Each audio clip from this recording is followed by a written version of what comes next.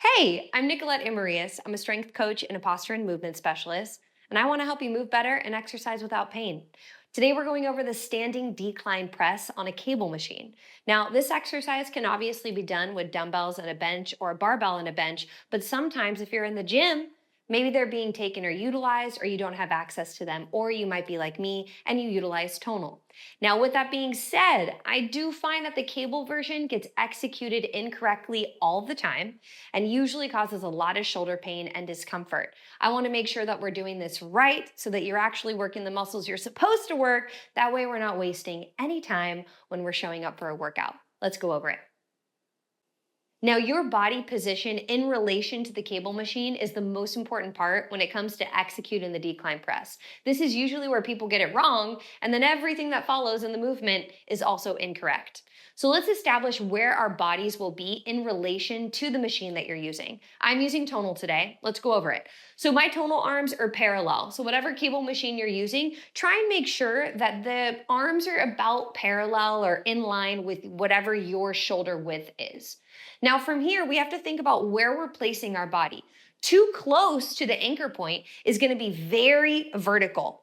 And this means your elbows are going to be coming up really high. And we have to think about the fact that we're trying to mimic a decline press, right? So the head being down here, your feet being up here. We're not trying to be like this, right? And we also don't want to be flat.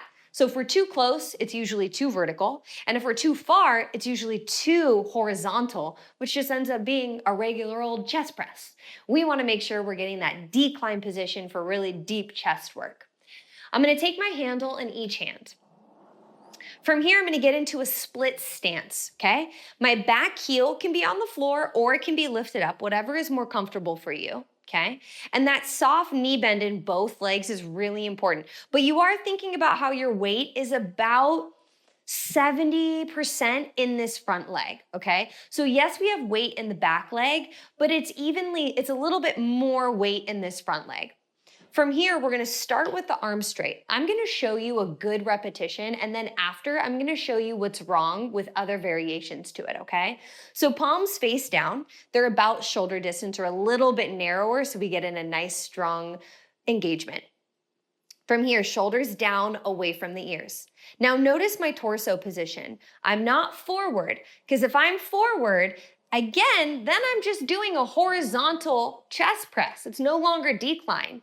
I need to be more upright so that when I press down to engage those lower pec muscles, okay? So I'm at a slight hinge, but not very much, almost like I'm trying to be in line with my back leg. From here, I'll bring my elbows back about 45 degrees from my body. So not here, right? About here. Now notice the cable is attached to my arms the whole time. When you use a cable machine, allow the cables to be your feedback for whether you're in the right position. This is what I mean. If I'm doing this, look at the cables. They're not attached to my arms anymore. This tells me I'm not in the right position. I'm actually letting my hands come back, and this is going to put my shoulder at risk. And then if I'm here, or I'm pressing against the cable, then I know my elbows are too wide and I need to draw them in. So I have light contact with my arms on that cable. I'm imagining like my elbows are being drawn toward the anchor point. Look at that. I'm right at that anchor point, right? The back of my elbow drawn to the anchor point, not drawn to the ceiling and not drawn to the wall behind me. They're drawn to where the cable is coming out of. This is really, really important when it comes to the health of the shoulder. Now, as we press down, imagine you're still trying to engage the back of the body. So we don't want to come into flexion as we press, right?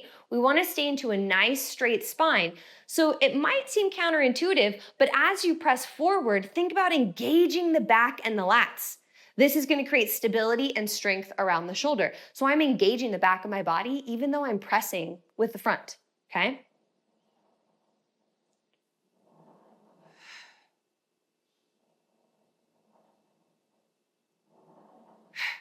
Now let me show you a couple if I'm in the wrong position, just so you can visualize it, okay? So I'm gonna get a little bit closer. Look at what happens here. In order for my elbows to stay on the cable machine, I have to bring my elbows straight up to the ceiling pretty much. Now I'm pretty much doing a press down. I have that exercise in my YouTube library. You can look at it, but that's not why we're here today. This becomes way too vertical, okay? Now if I come too far away, then it starts to become a lot more horizontal. Notice that? And it's a lot less of a decline. So we want to be somewhere in between where we can aim the elbows up and back slightly and get the lower part of the chest, but not completely vertical. I'm really excited for you to try this exercise now with improved form because it is make or break. Without good form, you are not going to feel this exercise in the right place. And to be honest, you'll probably mostly feel pain and discomfort in the shoulder. If you have any additional questions, please feel free to comment below. I'm Nicolette Amarillas, and I can't wait to see you here again soon. Bye.